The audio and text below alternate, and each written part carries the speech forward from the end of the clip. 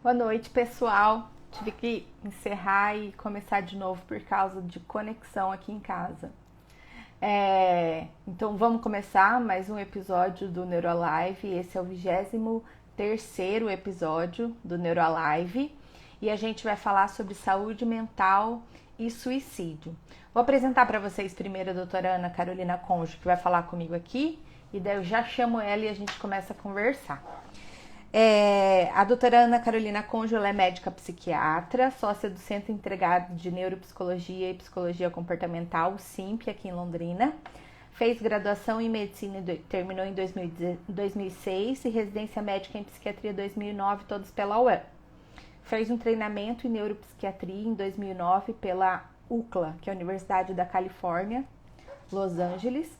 É titular em psiquiatria pela Associação Brasileira de Psiquiatria em 2010. Teve um treinamento em eletroconvulsoterapia, isso foi em 2014, pelo IPAM, Instituto de Pesquisas Avançadas em Neuroestimulação.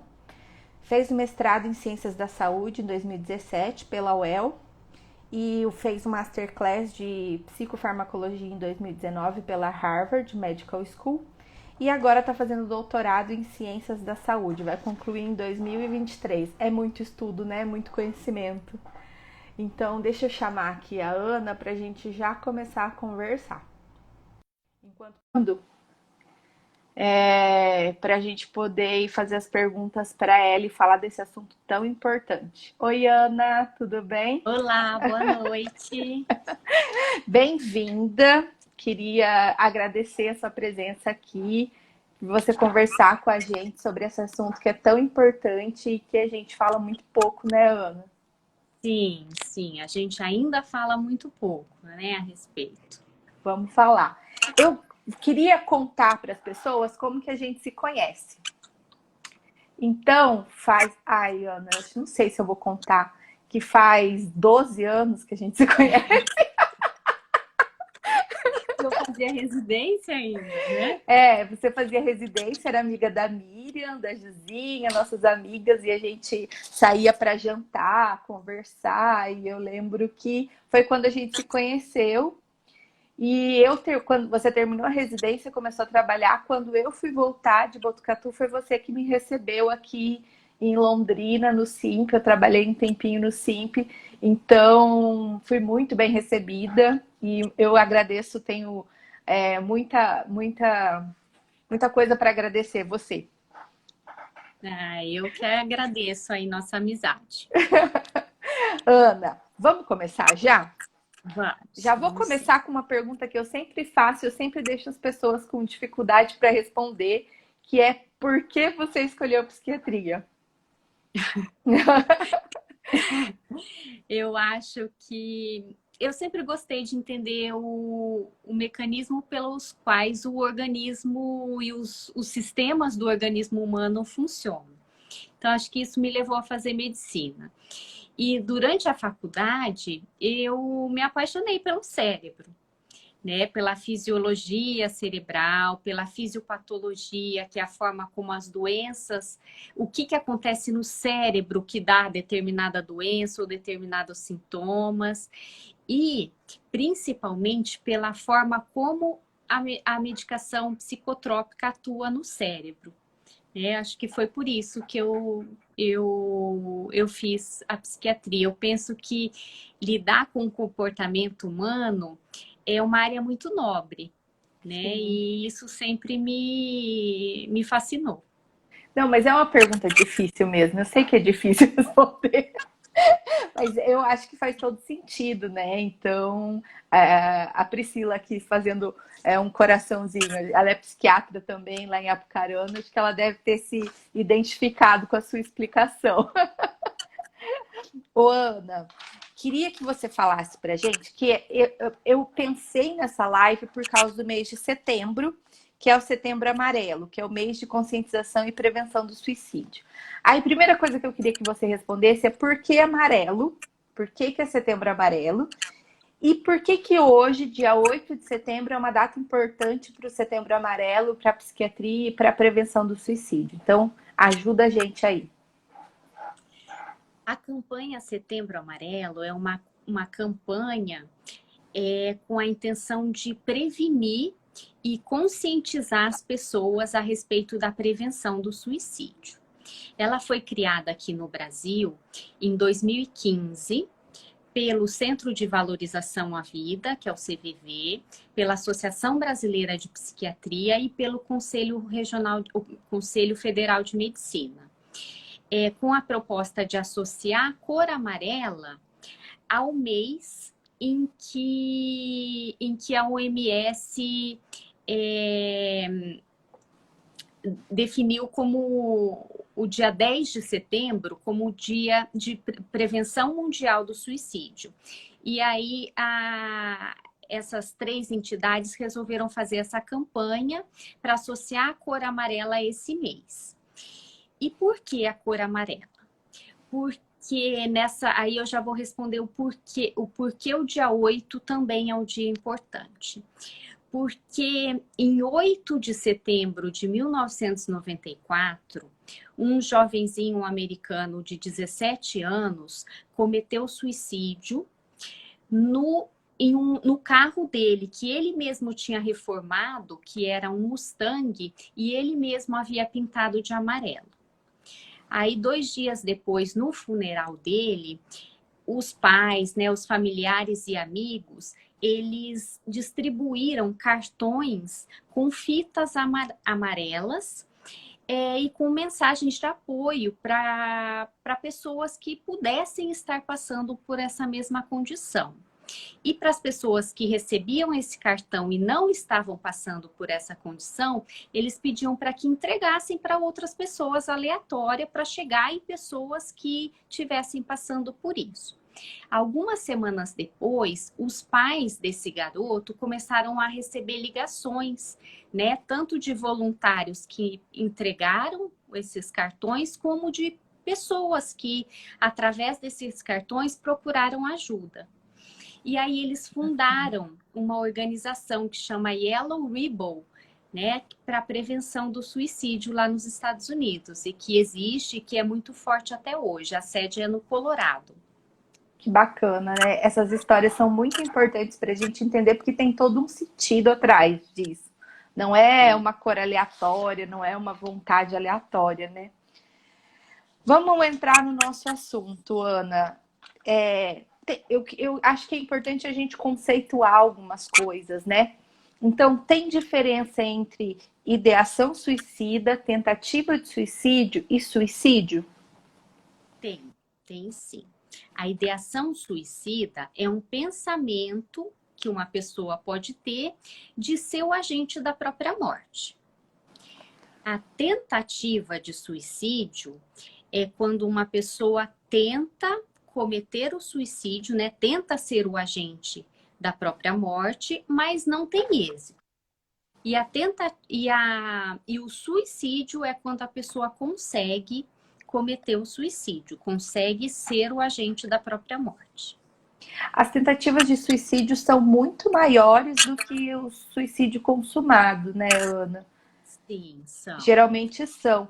E quais são as pessoas que estão em maior risco para cometer o suicídio? A gente sabe que os homens, de uma forma geral, eles cometem o suicídio com uma frequência 4 vezes maior do que as mulheres. As mulheres até tentam mais, têm mais tentativas de suicídio, mas os homens cometem mais o suicídio. Outras condições assim de risco são ser solteiro, ser divorciado ou viúvo, estar desempregado, pessoas dentro da epidemiologia norte-americana, pessoas de origem caucasiana têm um risco maior, né?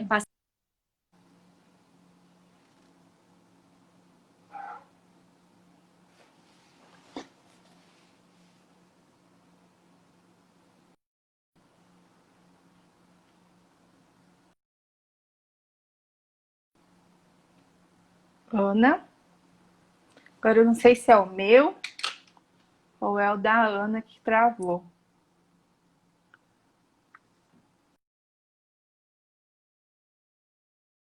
Vou chamar a Ana de novo, olha lá. Pronto.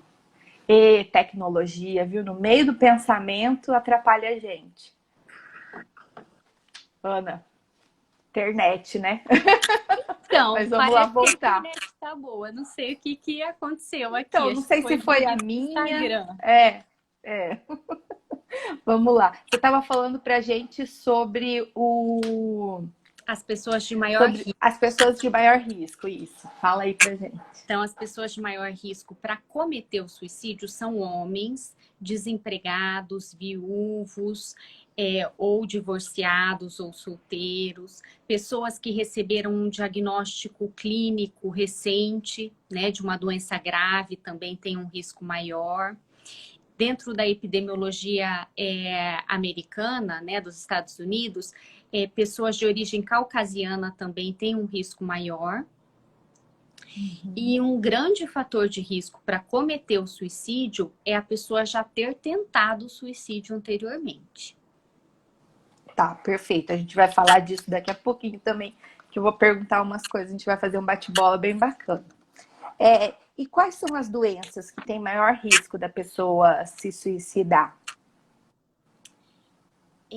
Dentro da estatística, assim, de todas as pessoas que cometem e tentam suicídio, a gente sabe que 95% dessas pessoas apresentam alguma doença psiquiátrica.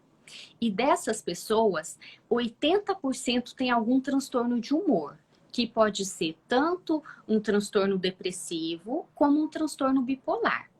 10% tem esquizofrenia, uma porcentagem um pouco menor tem dependência de substâncias, né, ou de álcool até é bem grande, porque a pessoa pode ter só a dependência de álcool ou pode ter a dependência de álcool como comorbidade, que é a pessoa ter, por exemplo, a esquizofrenia e ser dependente de álcool também, aí o risco é maior.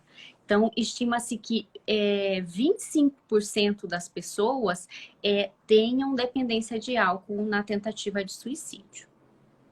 Nossa, é bastante, É gente. bastante, seja primária ou seja como comorbidade. Eu acho que você deve ver isso também. Eu tenho um paciente, um exemplo assim, eu tenho uma pessoa que me procurou, um paciente que me procurou, e ele falava assim: olha, eu nem gosto tanto do sabor do álcool, mas eu bebo porque ele me deixa mais tranquilo, eu não fico tão bravo, eu não fico tão ansioso. E daí a tentativa sempre é essa, né, Ana? Que assim, por mais que o álcool tenha um efeito, ele tem efeito deletério também. Isso não é um tratamento. Não deve ser visto como, esse eu vou me utilizar disso para poder melhorar. Acho que não é por aí, né? Não, não. Realmente acontece com frequência, né, das pessoas se automedicarem com álcool, né, por se sentir melhor. Hoje em dia acontece muito com a maconha também, né? Mas realmente não é um tratamento, né? Tende a agravar as situações e não Piorar, né? piorar. Perfeito. E daí, Ana, hoje à tarde eu dei uma estudada nas doenças neurológicas. Vou te falar um pouquinho, só porque eu acho que também tem um público de doenças neurológicas aqui. Paciente com epilepsia tem alguns estudos, mas que falam até de 2 até 3,3 maior chance de suicídio e 11 a 65% desses casos têm depressão associada. A epilepsia de lobo frontal é que tem, a epilepsia de lobo temporal, que tem alterações de comportamento que a gente já sabe, ela chega a 5 vezes a taxa de suicídio da população no geral.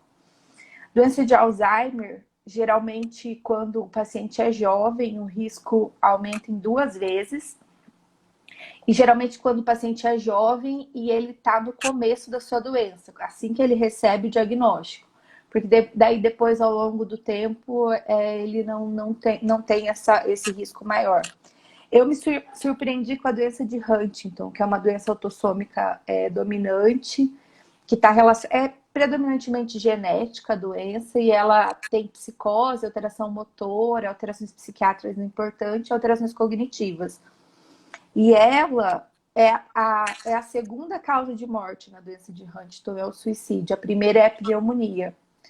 E a taxa é altíssima. 1 em cada 4 pacientes, pelo menos, já tentaram um suicídio uma vez. Traumatismo craniano, as nossas estatísticas são muito americanas, né, Ana? Então, o traumatismo craniano, ele varia de 1,8 a 4 vezes o valor da população geral. E o traumatismo craniano, principalmente relacionado com os veteranos de guerra, né? Que eu acho que isso é uma coisa que está relacionada com estresse pós-traumático, ansiedade, insônia importante e alcoolismo, que nem você comentou. Na esclerose múltipla, aumenta em 2 vezes, geralmente mais homens jovens, que nem você falou no início do tratamento, né? E principalmente relacionado à função reduzida ou independência reduzida e ao isolamento, né? E o traumatismo raquimedular, eu vi um estudo que fala assim, que daí no traumatismo raquimedular tem as 2 situações, né? As situações em que a pessoa tinha ideação suicida, e daí ela pulou de uma ponte ou de um prédio, e daí teve o traumatismo raquimedular, e daí depois, ou uma pessoa sofreu um acidente, teve o traumatismo raquimedular, e daí depois tentou o suicídio por essa situação na vida dele. Então, prévio que evolui para trauma raquimedular, 11% dos casos de suicídio, de lesões, né, cervicais por suicídio causam um trauma raquimedular, e 6,8% das pessoas com trauma raquimedular podem tentar o suicídio depois. Assim, o que eu percebi estudando, Ana, que eu tinha uma ideia, e por isso que eu acho que é tão importante a gente falar sobre isso. Que eu tinha uma ideia, várias ideias errôneas a respeito do assunto, né? E daí, quando eu fui estudar, existem fatores de risco para cada patologia associada. Então, eu acho que é super importante a gente falar sobre esses tabus. Já vou falar sobre isso. Acho que é interessante a gente lembrar também que tem outras doenças, né, que não são psiquiátricas e nem Excelente. neurológicas que estão associadas, né, ao risco de suicídio, né? São doenças graves, geralmente, doenças como AIDS, câncer, né? E alguns pacientes nessas condições, sem ter outras doenças neurológicas ou psiquiátricas, também cometem suicídio. Perfeito. Acho que é bom lembrar, porque o risco ele tá nas doenças graves, né, Ana? Acho que essa a ideia que a gente tem que ficar, né? E Sim. tem idade para acontecer? Tem idade em que acontece mais, Tá. né? Que é após os 40 anos aumenta substancialmente a taxa de suicídio e após os 55 anos aumenta ainda mais. Mas Tá. ultimamente, né, mais recentemente, tem crescido muito o suicídio entre adolescentes e adultos jovens. Tá? E uma das explicações para isso, eu fui procurar na literatura, tanto o aumento, né, da prevalência das doenças psiquiátricas nessa população, hoje em dia, como o aumento principalmente do abuso de substâncias. Tá? Tá muito relacionado. E também ao fato dos jovens, né, e adolescentes serem mais propensos às pressões sociais, às pressões de pares, né, à influência social. Tá. Acho que é importante a gente lembrar disso que você está falando. Eu vi vários profissionais da saúde falando sobre Setembro Amarelo, desde que o setembro começou, e falando sobre suicídio. E eu vi alguns posts, em especial da Cátia em Paz, nem sei se ela vai ver esse vídeo, que é essa live que a gente está falando dela, mas falava sobre alguns tabus. Aí eu anotei, eu queria comentar e discutir aqui com você, tá? O primeiro tabu que ela colocou lá foi: pessoas que comentam sobre ou quem tenta o suicídio, na verdade, só quer chamar atenção. Então, o que a gente sabe a respeito disso? é que nem todas as pessoas que expressam a ideação suicida ou que expressam o desejo de morte, eles cometem o suicídio. Mas a gente sabe que mais da metade, que 2/3 dos pacientes que cometem suicídio avisaram de alguma forma familiares ou profissionais de saúde. Né? Então é aí que a gente tem que agir. Não tem como a gente saber se aquela pessoa vai tentar ou não, mas a gente sabe que a maioria das pessoas que tentam avisou. Já tentou antes, né? E avisou. Existe uma estatística, inclusive, que metade das pessoas que cometem o suicídio deixam isso escrito em algum momento. Tá. Olha que dica, que coisa importante. Se você vê alguma coisa escrita, é importante que você procure ajuda, né? Se você vê, é muito importante, Ana. Aí E o segundo. mesmo que a pessoa não tenha essa intenção, eu acho que não é um comportamento saudável, né? Sim. Tentar falar a respeito de suicídio sem ter a intenção. Então, isso também tem que ser visto com seriedade e a pessoa tem que ser direcionada a um tratamento psiquiátrico, psicoterápico, né? Sim, perfeito. O segundo tabu é: você não está deprimido ou doente. Isso é falta de Deus.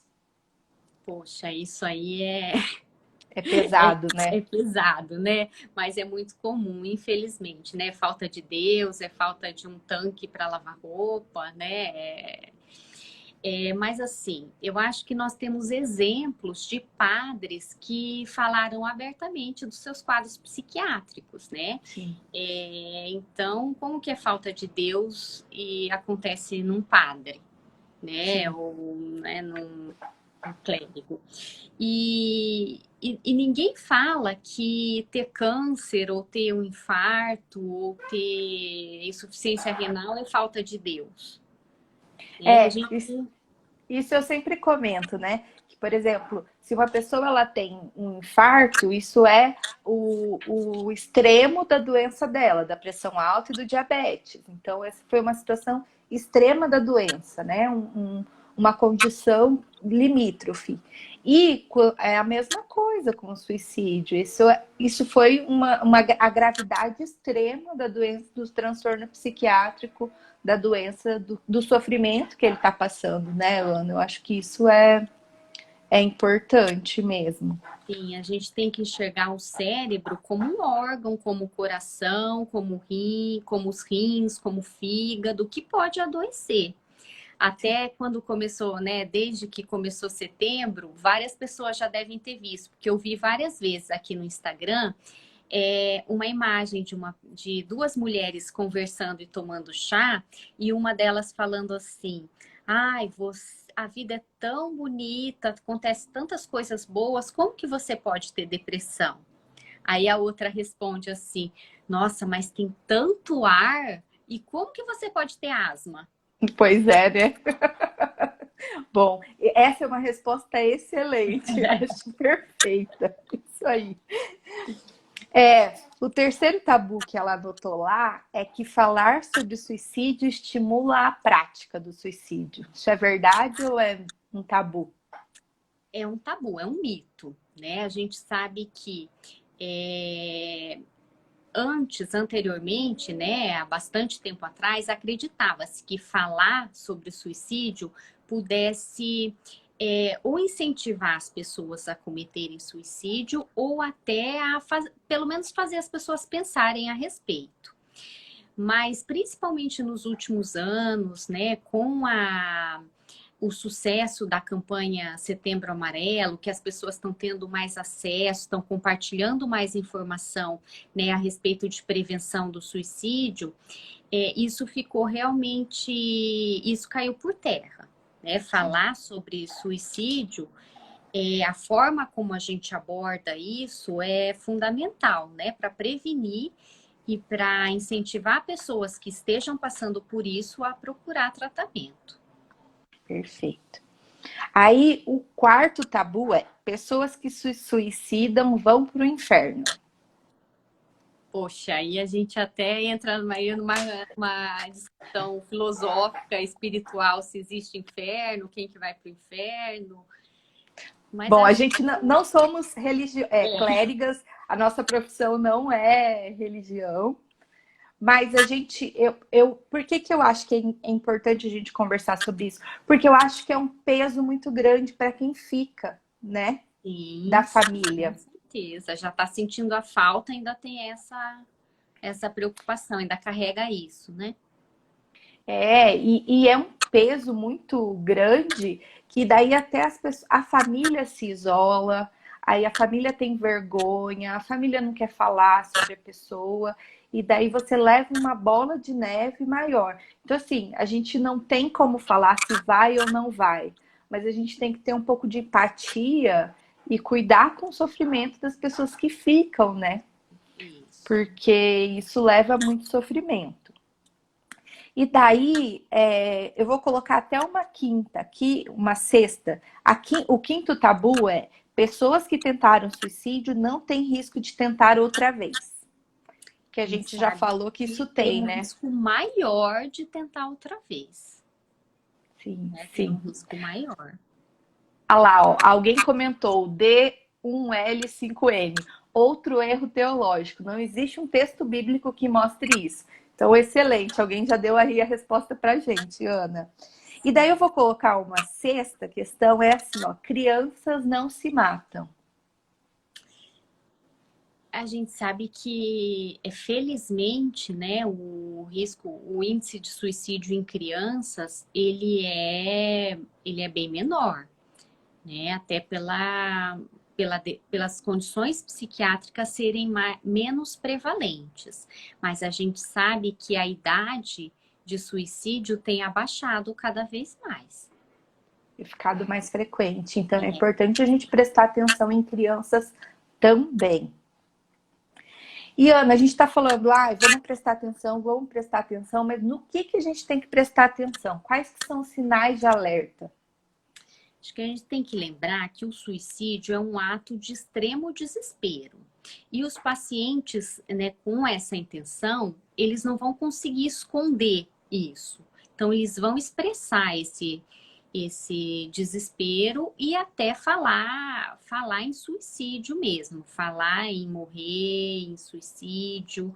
E a gente tem que prestar atenção em algumas mudanças de comportamento, por exemplo, um paciente que está deprimido faz um testamento, compra um túmulo, se desfaz, assim, começa a repartir suas posses. Em termos de sintomas, os sintomas mais importantes são perda de esperança em melhorar. Então, o paciente não tem mais esperança em melhorar. E perda de interesse e prazer em atividades que antes tinha prazer, né? Que esse é o cerne de um quadro depressivo. E descuido de aparência, descuido com outros tratamentos. Então, o paciente deixa de tomar a medicação de diabetes ou de aplicar a própria insulina. Acontece um desleixo em relação a isso. Tá. E você tinha comentado também em relação à aparência, né? Você pode Sim. perceber alguma coisa em relação à aparência? Descuido de aparência pessoal, descuido de tratamentos e de aparência, assim. Isso não uma coisa assim da pessoa que já não é ligada a isso, mas a pessoa era ligada a isso, né? Mantinha um certo cuidado e a pessoa deixa de cuidar. De cuidar. E eu já escutei umas frases que eu acho que chamam a atenção também, né, Ana? Assim, não queria, eu queria dormir, e não acordar mais. Eu queria sumir. Isso Sim. são também? São. Isso são indícios também de que a pessoa precisa procurar um atendimento, né? Porque não é natural, não é saudável, né? No sentido de ausência de patologia, a pessoa se sentir dessa forma, sentir que quer dormir e não quer mais acordar, ou sentir que seria melhor morrer, né? A pessoa, assim, ela precisa ser levado para um atendimento. E como que é o tratamento? Existem medicamentos ou tratamentos não psiquiátricos? Ah, primeiro eu queria te perguntar uma coisa. Se tem medicamento ou tratamento que não é psiquiátrico ou tratamento psiquiátrico que pode aumentar o risco de suicídio ou de transtorno psíquico? Geralmente, remédios para outras condições, assim, que podem agravar um quadro depressivo ou até um quadro psicótico, tá? Então, são remédios relacionados à imunomodulação,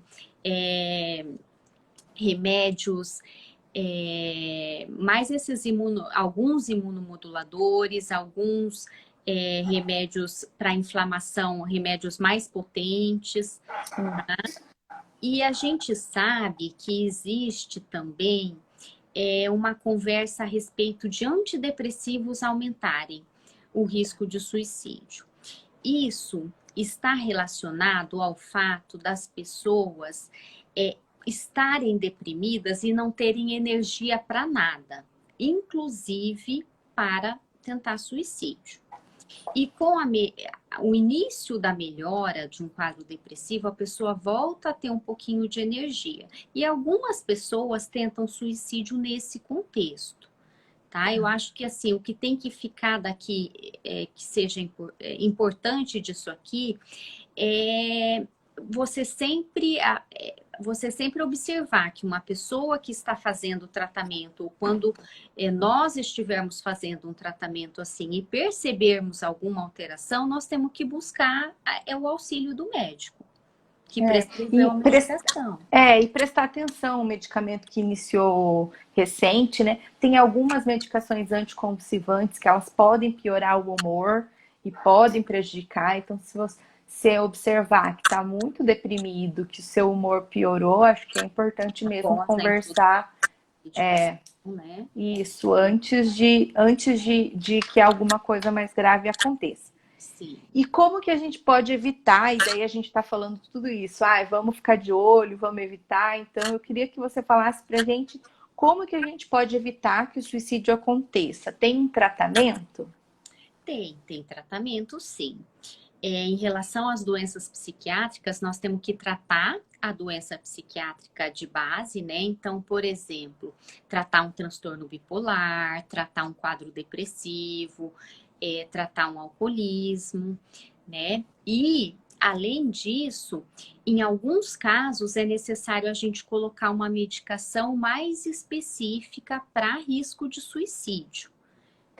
Que são medicações que vão diminuir a impulsividade, né, das pessoas ou alterar algumas conexões no cérebro que auxiliam nisso aí. Que ajudem. Você acha válido? Também, mas aí em casos muito refratários, a aplicação da eletroconvulsoterapia, que é o eletrochoque, né, para um risco de suicídio refratário. Tá. Eu acho que é um tema super importante de eletroconvulsoterapia, da gente sentar um dia e conversar de novo só sobre eletroconvulsoterapia, que é uma terapia que você faz, né, Ana? Eu não estou fazendo no momento por causa do doutorado, né? Uma outra colega que assumiu. Mas a gente, às vezes, precisa encaminhar pacientes que estão muito graves e refratários e que não responderam conforme era esperado ao tratamento medicamentoso. Perfeito.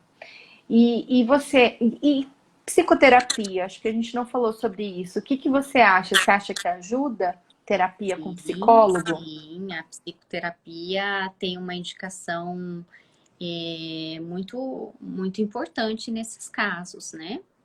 Tá. E você acha válido o serviço de atendimento tipo o CVV, que você até comentou que foi o CVV que começou. Alguém me ligou. Eu não sei como é que isso acontece. Como o CVV, que é o Centro de Valorização da Vida.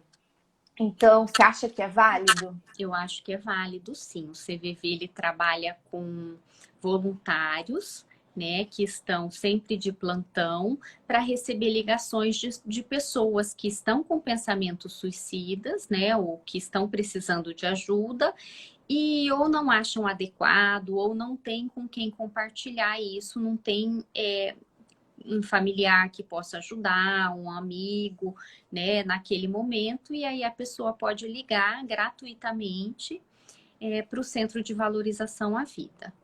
E funciona 24 horas por dia, né, Ana? Acho que isso é uma vantagem também, né? Sim, com certeza. Porque daí se a pessoa tá naquele impulso de fazer alguma coisa, se ela conseguir parar e pensar um momento e ligar, pode evitar com que Sim, isso aconteça, né? sim, pode evitar. Existe tratamento psiquiátrico no SUS para casos? Então, por exemplo, eu não tenho plano de saúde e eu identifiquei que alguém da minha família está nesse caso. Tem pelo SUS? Sim, existe sim. O tratamento psiquiátrico ambulatorial e hospital dia pelo SUS é o CAPS. Né? Aqui em Londrina nós temos e em todas as cidades, assim, em grande parte das cidades, acima de, eu não me lembro quantos mil habitantes, mas as cidades têm pelo menos o CAPS 1, que é o CAPS que atende consultas. Algumas cidades um pouco maiores têm CAPS 2, que atende situações mais específicas, como dependência química, e o CAPS 3, que é o plantão psiquiátrico, né? Que aí são só cidades maiores que tem, em que sempre vai ter um médico lá de plantão para atender emergências. E quando é necessário Perfeito. internar o paciente, também existem hospitais que atendem, que internam pacientes psiquiátricos pelo SUS. Certo. Você acha que ainda tem muito tabu para falar desse assunto, sobre o assunto suicídio? Eu acho que as patologias psiquiátricas, de uma forma em geral, elas sofrem ainda preconceito, né, por grande parte da população. Mas, e inclusive, assim, às vezes o paciente não quer procurar o psiquiatra, né, por achar que psiquiatra vai dopar ou é médico de louco, né, esses mitos, né. E o suicídio, eu vejo até mais como um tabu do que como um preconceito. Mas isso tem diminuído, sabe? Desde a campanha, desde o início, em 2015, né? Esse ano nós estamos completando 5 anos, né, da campanha Setembro Amarelo, e isso tem diminuído, sim. E eu vejo que os pacientes que acham que tem preconceito de procurar o psiquiatra, procuram o neurologista. Sim. E daí, se me procurar, eu vou fazer questão de encaminhar para um psiquiatra. Porque, gente, são tratamentos de doenças diferentes. A Ana estudou e está aí no doutorado, estudou muito sobre comportamento humano, sobre depressão, ansiedade, todas essas doenças que a gente está falando de transtorno psiquiátrico. O neurologista, ele vai atender epilepsia, Alzheimer, Parkinson, são doenças completamente diferentes. Então, se o paciente me procura, no geral, eu encaminho para minhas colegas psiquiatras, meus colegas psiquiatras. Por quê? Porque eu sempre penso assim, né, Ana? Veja se eu estou errada ou se eu estou certa. Mas assim, eu acho que a pessoa precisa receber o melhor tratamento que ela pode ter. E eu, infelizmente, eu estudei neurologia, não estudei psiquiatria. Então, o melhor tratamento que essa pessoa pode ter é com um psiquiatra. A doutora Michele que está falando, os pacientes muitas vezes procuram a gente, ela também é neurologista. E eu já tenho até um discurso pronto para explicar a diferença. A gente tem um discurso pronto para explicar, porque é muito importante que seja o melhor tratamento que eles possam ter. E eu já vou ler alguns comentários aqui também para a gente discutir. Como que os amigos e os familiares podem ajudar, Ana? Tem alguma coisa que deve evitar falar ou que você orienta que a pessoa fale nessas situações? Identifiquei que tem uma pessoa na minha família assim ou algum amigo meu. Acho que a primeira coisa é conduzir o familiar, o amigo, há um serviço para ser tratado, né? Há um profissional. Se existe assim um risco de suicídio inicialmente para o psiquiatra, né? E que depois vai instituir o tratamento medicamentoso, encaminhar para psicoterapia, né? Em alguns casos é necessário encaminhar para um internamento, né? Às vezes até um internamento domiciliar, em que o paciente vai ficar o tempo todo com outro familiar ou ou alguma equipe de enfermagem, né, para evitar a tentativa. Então, acho que a primeira coisa é conduzir o paciente, tá? E aí, se a gente está num momento em que a pessoa está numa crise, numa iminência de tentar suicídio, a gente não pode jamais deixar essa pessoa sozinha.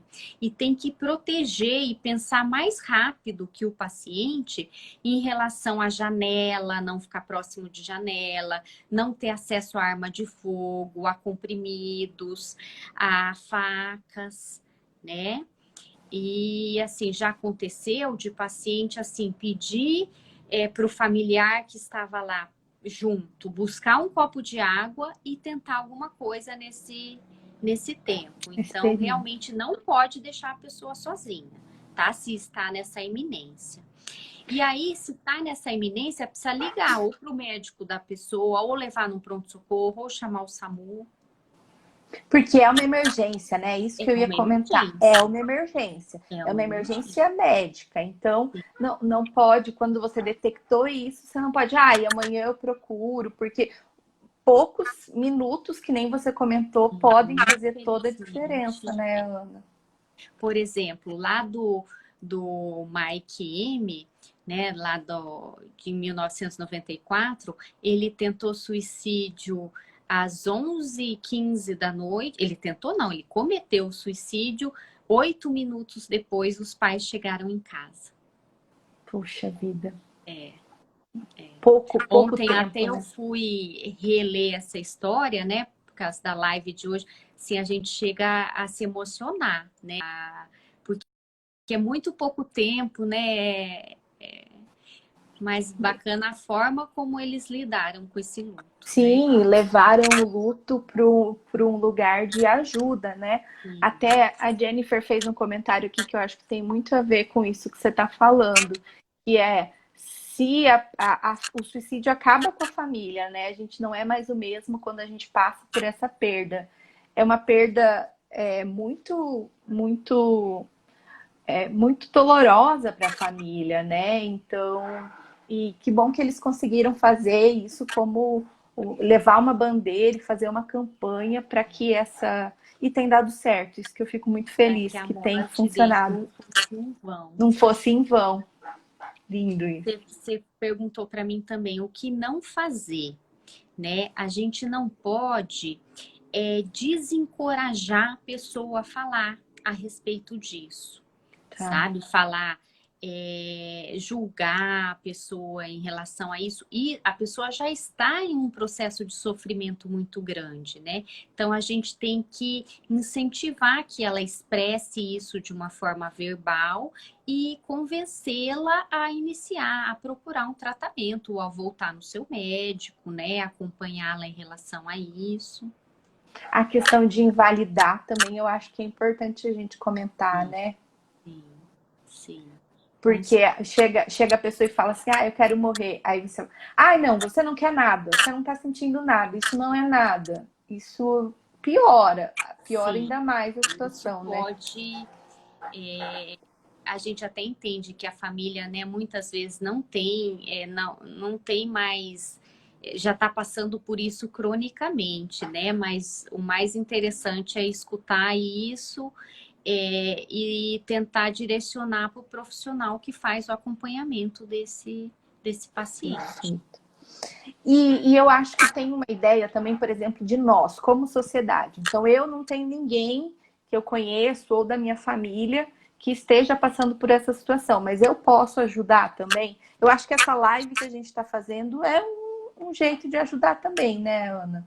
Sim, eu acho que cada vez assim, mais as pessoas têm que transmitir para outras pessoas que o suicídio é uma emergência, é o desfecho final de uma doença grave, né? É o pior desfecho de algumas doenças psiquiátricas, né? Algumas doenças evoluem bem, outras evoluem para um desfecho ruim, né? Como um câncer, como um infarto, como várias doenças. E as pessoas que estão passando por isso têm que ter acesso à informação de que existe tratamento e que essa condição, que ela pode ter esperança, que essa condição pode sim melhorar. Sim. Tem comentário aqui com a gente, acho, falaram sobre profissões aqui, ó. Na medicina veterinária, o suicídio é uma preocupação real. Muitos profissionais acabam dessa maneira pela sobrecarga e o estresse. Existem profissões, Ana, que têm mais chance de ter? Existe. Ontem eu fui revisar isso também. E nas duas fontes que eu procurei, né, que foi o Kaplan e o livro da Andreasen, eles concordaram com a mesma, que a profissão de medicina é uma profissão de maior risco, tá? Medicina, policiais, ex-veteranos de guerra, né, porque muitos dados são dos Estados Unidos e eles têm bastante. São as principais. Engraçado, né? Quando eu li ontem, eu ainda falei, ainda até esqueci de comentar com meu marido, mas estava descrito que a profissão de corretor de seguros também é uma profissão de risco. Também. Ana, tudo que lida com vida, né? Sim. Tudo que lida com vida.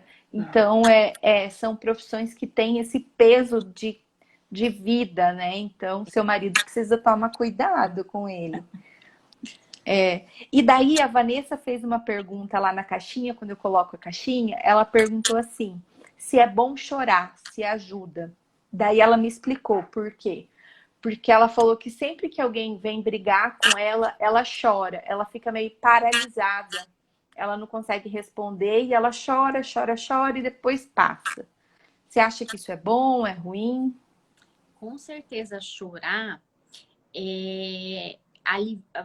vai aliviar muito mais a pessoa do que ela segurar o pranto, né? Mas se ela está achando assim que gostaria de lidar com as situações de uma forma mais assertiva, ela pode procurar uma psicoterapia, né? Que vai com a intenção de fortalecer a autoestima, a autoconfiança e até treinar a assertividade dela, né? Para que ela deixe de chorar, mas não por estar segurando, mas por se sentir mais segura e se afetar menos com determinada situação. E conseguir responder, se defender, porque às vezes você precisa se defender, né, Ana? Com certeza. Acho que é importante. A Isadora também está comentando aqui, ó. Aqui no Brasil, sei que jornalistas, que é a profissão da Isa, estão sempre nas pesquisas relacionadas às doenças psiquiátricas. Ana, você falou já isso, né? Que estão aumentando, em todas as profissões estão aumentando os casos de transtornos psiquiátricos? Sim, sim. Por exemplo, a gente sabe que grande parte dos transtornos psiquiátricos são de etiologia multifatorial. O que significa isso? Significa que tem uma base genética, geralmente uma herança poligênica, não é determinado gene que causa, né? Então, pode ser transmitido ou não essa propensão para filhos. E só que isso é só uma parte, né? É só um braço. Existe uma influência muito grande do ambiente. Então, porque muitas pessoas me perguntam por que hoje em dia tem muitas doenças psiquiátricas e antigamente não tinha? Hoje em dia, o mundo é muito diferente do que era antigamente. Né? As doenças hoje em dia têm mais câncer, porque nós vivemos mais, porque nós vivemos de uma forma menos saudável que os nossos antepassados viviam. Então, tem mais demência, porque nós vivemos muito mais. E tem mais doenças psiquiátricas, porque a forma como a sociedade se organizou é diferente do que antes. Sim. Em boa parte, você acha que as tecnologias são responsáveis por isso ou não? Olha a polêmica que eu estou causando. Mas você acha que as tecnologias elas mais ajudam ou mais atrapalham? Eu tenho uma visão otimista. Eu acho que a tecnologia ela tende a ajudar mais, mas tem que ser avaliado determinado caso, né? A gente vê assim muitos adolescentes que tem uma dependência mesmo de determinados jogos eletrônicos, né? De redes sociais. Né? Então, assim, da mesma forma que a gente pode ficar dependente de um chocolate, né? A gente ter que almoçar todo dia e comer um chocolate, a gente pode ficar dependente dessas outras coisas, né? Então, assim, nós temos que tentar melhorar isso de forma comportamental e, quando necessário, né, procurar uma ajuda psiquiátrica mesmo. Porque eu acho que, para o meu caso, por exemplo, para minha rede de apoio, para minha rede, para minha conexão com as pessoas, a internet e a tecnologia foi fantástica. Porque eu tenho amigo em Teresina, eu tenho amigo em João Pessoa, e eu converso com essas pessoas toda semana. Então, não dá para pôr a culpa na tecnologia. Eu concordo com você, Ana, porque a tecnologia, tudo na vida depende do uso que você faz, né? Então, hoje tem mais, acho que é muito simplista, muito raso a gente fazer essa essa conclusão de que tem mais doença psiquiátrica porque a gente tem mais tecnologia, por causa das redes sociais. Na verdade, são o jeito que a gente faz, né? O jeito que a vida ela anda. Então, acho que isso colabora mesmo. Você acredita que a gente já acabou? Acabou nosso tempo? Foi muito rapidinho, foi muito gostoso conversar contigo, como sempre, Ana. Quais são as suas considerações finais? O que você quer deixar de mensagem aí para o pessoal que ficou com a gente? E lembrando que essa live vai ficar gravada, eu vou passar para a doutora Ana, vai ficar gravada também no Instagram dela. Então, se vocês acham que alguém se beneficiaria dessa live, acho que compensa vocês entrarem em contato. Quais são suas considerações finais, Ana? Eu penso que a gente precisa se lembrar que o cérebro é um órgão e que nós podemos adoecer também. Assim como a gente adoece do intestino, a gente pode adoecer do comportamento, né? Que é secundário ao cérebro. E que o suicídio, ele é o desfecho, o pior desfecho de uma doença psiquiátrica, né? Assim como um paciente que tem um infarto, como nós já conversamos, pode morrer, né? Então, um paciente com algum transtorno psiquiátrico grave pode evoluir para o suicídio. E que a forma da gente diminuir isso é aumentando o acesso ao tratamento psiquiátrico dos pacientes com alguma patologia. Ai, fantástico, Ana. Ana, muito obrigada mesmo por você ter vindo. É, eu tenho vários amigos, né? Você é uma delas. Eu gosto muito de você. A gente não se encontra tanto quanto a gente gostaria. Acho que a gente se encontrava mais antes do que agora, né? Bom, agora nem tem muito jeito, né? Agora na pandemia não tem muito jeito, é. Mas queria te agradecer. Eu acho que você tem conhecimento sempre muito fantástico. E se vocês não fizeram perguntas e vocês tiverem alguma pergunta, vocês podem mandar para mim ou para a doutora Ana no Instagram dela por direct e a gente vai responder vocês. Ana, muito obrigada. Eu que agradeço o convite para falar de um tema tão importante. Vamos falando sobre Setembro Amarelo, acho que é extremamente importante. Fico muito feliz de ter participado do seu Setembro Amarelo. A Isadora está falando assim: parabéns pela forma como trabalharam o assunto. Obrigada, Isa. A gente, como toda live, a gente faz uma reunião antes, a gente discute, isso é trabalhado, né, Ana? E é importante a gente falar de um jeito correto para que a gente não seja muito banal nas nossas considerações. Eu agradeço. Um beijo, Ana. Beijo. Até mais. Tchau, tchau. Tchau. Ixi, não consigo te tirar, Ana. Eu vou te deixar aí. Eu vou sair, então. Então tá bom. Um Tchau. beijão, até mais. Um beijo, Té. Tchau, tchau. Pessoal, só queria falar para vocês que semana que vem, não consigo tirar, não entendi o que aconteceu. Obrigada por vocês estarem aqui, obrigada a todo mundo, Edson, galera aí, muito obrigada pela participação. Eu acho que é um tema super importante, então se vocês souberem de alguém, se vocês puderem divulgar, é um tabu ainda, a gente sabe que tem muitas pessoas que têm dificuldade para falar desse assunto, então, por favor, vamos espalhar a palavra. E semana que vem, dando continuidade às comemorações de setembro, a gente vai falar sobre o transplante de órgãos com a Manu, com a enfermeira Manu, lá da OPO, da Organização de Procura de Órgãos. Porque setembro também é verde, setembro verde em relação ao transplante de órgãos. Então, eu fico aguardando vocês aqui semana que vem. Beijo. Tchau, tchau.